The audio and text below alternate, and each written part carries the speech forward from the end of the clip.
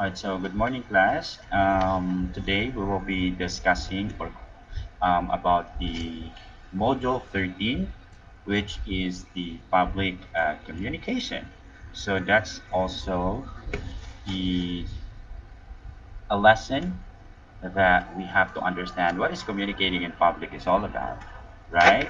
So in order to understand more about communicating in public, we have to understand the public communication through its element.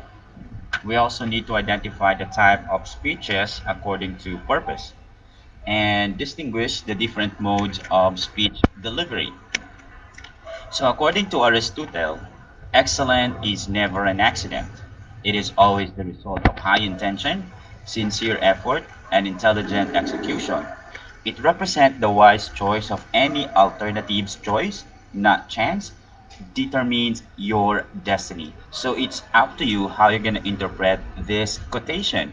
But the bottom line is whatever you do, if you wanted to become a better version of yourself, if you want to become a successful person, so effort is the key in there. Okay, so whatever you do, if you put your heart on it, if you have perseverance and determination, then nothing impossible, but you can be an excellence in everything you do. Okay. So in public communication, one of the earliest theories of public communication was Aristotle. He was the first to devise a model of communication that focused on public speaking. Back in this time, public speaking was a major part of Greek in education and way of life. So they would use the speaking in court, in business hubs and in the street to persuade, educate, and entertain people. So, having said that, we all know that this communication and a public communication, they will always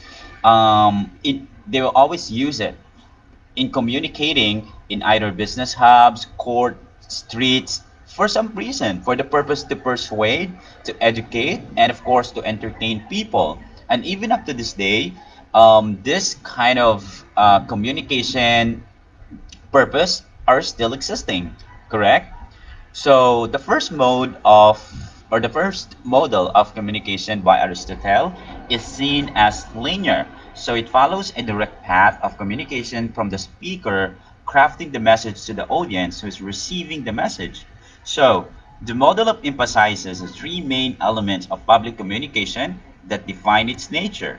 So if you take a look of the representation of this model of communication, you will see there that it's in line. So that means it's a linear. So basically, it's easily to understand for us where the source coming from, and that message will be sending, of course, to the receiver itself. So it depends on the message how this receiver gonna interact or react based on the message that you sent. So, because we talk about Aristotle, we have here a classical literary criticism, but we're not going to go in deep in there because you will have a separate discussions with that. But who is Aristotle?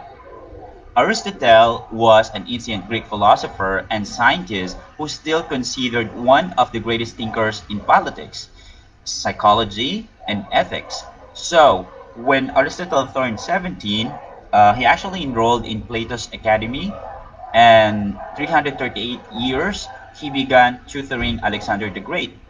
And in 335, Aristotle founded his own school, which is the Lyceum in Athens, where he spent most of the rest of his life studying, teaching, and writing. So some of his most notable works include Nicomachean, Ethics, Politics, Metaphysics, Poetics, and Prior Analytics. Those are the type of works that he undergone or that he did during this kind of era. No, that was in 384 before Christ. So that is Aristotle. So having said that, what is the connection of Aristotle in our discussion? That means that Aristotle not just contributed those particular notable works in that kind of field of educations that I just said, but also contributing in communication. That's why we have this kind of model of communication that we have to explain right now. Well, The speaker, just like what I said, if we understand the line, the linear representation of the model of Aristotle, we can say that the speaker is the source of the message. So, if that is the source of the message, he is the one who determines the speech, purpose, prepares, and delivers the message to an audience. And of course, the message, the information that is created for an audience is called the message, right? So, in the form of that message, it can be an announcement, or it could be an upcoming intramurals, or maybe it's a birthday tribute. It can also be an advocacy campaign or as simple as weekend escapade. It's all up to you, whatever be the message that you want to send to the receiver. So, which is prepared for and delivered before an audience. And of course, we cannot call this a public speaking without the presence of the audience, right? So, is that any make sense that we have an audience when we talk? So the model of communication created by Aristotle. So it highlights the role of the audience in public speaking. The audience receive and process the message delivered by the speaker. And then the audience-centered approach differentiates public communication from other communication contexts. So in any form of communications or gathering maybe or assembly, things like that, we need an audience because we have a purpose why we need to talk to the audience. Whatever reason is that or whatever purposes is that, I will explain on the next slide. So before I explain what are the purposes that we have, we need to determine what is the difference between speaking and communicating. So when you heard it on first time, you can say it's almost the same. You're speaking because you are communicating, but of course they have two different things. So when we speak, we articulate or chop off the words produced through the sounds. So, meaning we can actually speak without an audience. We can create sound, we can talk to ourselves, um, we can make any noises that we want to without an audience. Because when we speak, we are only relying on how we pronounce word, how we're going to deliver the message, or enunciation maybe. Well, if we talk about the accent, it depends, right? Because we have like a different culture, we have different kind of accent, but it doesn't really matter, especially if you talk about or if you use your mother tongue. So speaking is different with communicating. Why? Because communicate or communicating is we know that you have a purpose. You cannot just communicate without someone listening to you. So basically, when you communicate, there is a purpose. Whatever purpose is that, maybe in a positive way or maybe in a negative way. If you want to distract your friends, if you want to annoy your friends, um, that is a purpose. That is a purpose, right? And if you wanted to inspire, you wanted to entertain or whatever you want to feel to your audience, so you have a purpose. So that is a communication or communicating. So there are two different things. So the bottom line, speaking doesn't need any audience, but communicating, it a must. There should have a audience, right? And in public communication, it's not easy as it sounds because we all know that when we talk to public, it takes a lot of courage. It takes a lot of strength. Or maybe I can say that you should or you must be confident by delivering your message. And it's not just delivering the message, but how you present yourself in the eye of public. So this level of communication is more than just a person standing in front of a crowd and throwing the words to the audience. It requires preparation. It requires preparation. I can, whatever you do in your life, if it was, if it is planned ahead of time, I believe that you can be excellent. You can be successful in anything you do. So if given enough time, you're the speaker, of course, expected to rehearse multiple times if that possible. And public communication is the level of communication wherein the speaker chooses or given a topic that she or he craft into a speech that will be orally delivered before an audience. So we have a type of speeches according to purpose. It was mentioned on the previous slide that purpose, the speaker is expected to know his purpose before she starts preparing for the speech, right? So you must have a purpose. The research that is involved in the preparation is driven by a predetermined goal. So of course, you have to conduct any research, any possible word that you have to use, especially know who are your possible audience. So the type of speeches are based on the purpose and delivery. So we have a four purposes or goals of speech that the speaker should consider prior to the speech delivery. So we have to convince, to actuate, to inform, and to entertain. We have type of speeches according to purpose. First, speech to convince. So you want to go an art or museum on Saturday morning, and then when you convince your friend Kevin. So this is a situation class, okay? I want you to understand the situations. So, for example, you want to go on an art museum on Saturday morning, and then you try to convince your friend Kevin, who loves art, to go with you. So you exert almost no effort in explaining why he should go with you. On the other hand, how will you convince your other friend Jasmine, who finds looking at paintings at sculpture boring, to go with you and Kevin? So basically, how can you convince a person that is not really into an art? So Kevin, obviously, we don't necessarily put extra effort on that because when you try to invite Kevin, Kevin will definitely go with you because that his favorite. So Jasmine, you need to put a lot of extra effort in there, trying to convince Jasmine to go with you, explaining how beautiful that painting is, or maybe Jasmine having a difficulty of understanding those lines on those shapes and shades of that particular arts. That's why she doesn't appreciate it at all, right?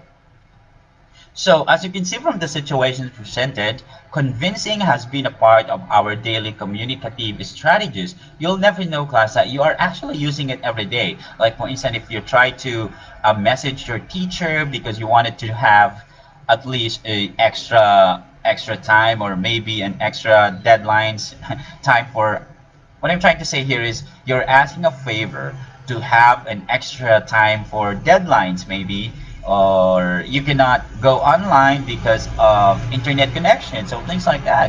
You try your teacher to convince to believe in you for those excuses that you have, right? It's either truth or not. It is all about how you convince your teacher.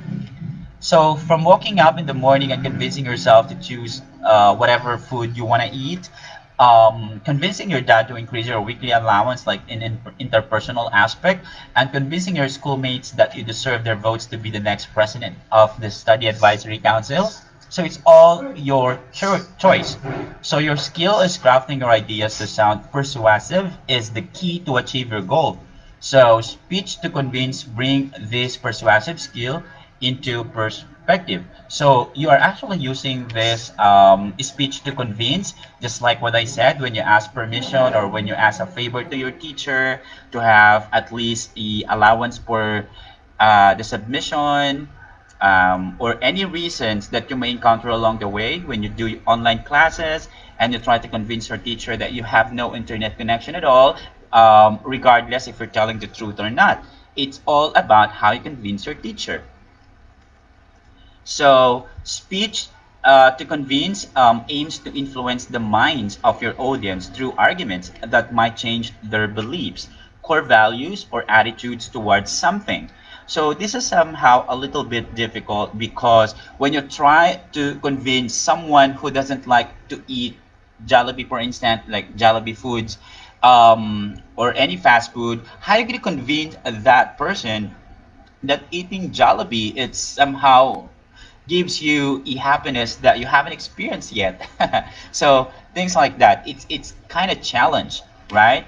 So remember that you do not directly drive your audience to take your side. Instead, you give them option that they may use to influence their decision. So you are not trying to delete whatever principles that person she has in mind. What I am trying to say here, you just giving them an options and trying to convince that person if what if, right? What if? So things like that. Persuasion does not only mean taking one side or the other. when you plan to convince your audience to become vegetarian, you also inform them how it is to be vegan, right? So if you say, hey, um, vegetarian is good, but you have to explain the process as well and what are the pros and cons. That's why this listener will have a chance to do an option if she or he will go with you or believes of what you're just saying. Diba? Next, we have speech to actuate. Julian is a youth advocate for the environment. Together with other youth members, she organized a recycling seminar for the barangay to invite participants. She went to various small communities and their barangay to deliver a speech. She informed her audience of the benefits of recycling and the disadvantages of burning plastic to the environment. After her speech, Julian and her team passed around the sign-up sheet for those who want to attend the seminar.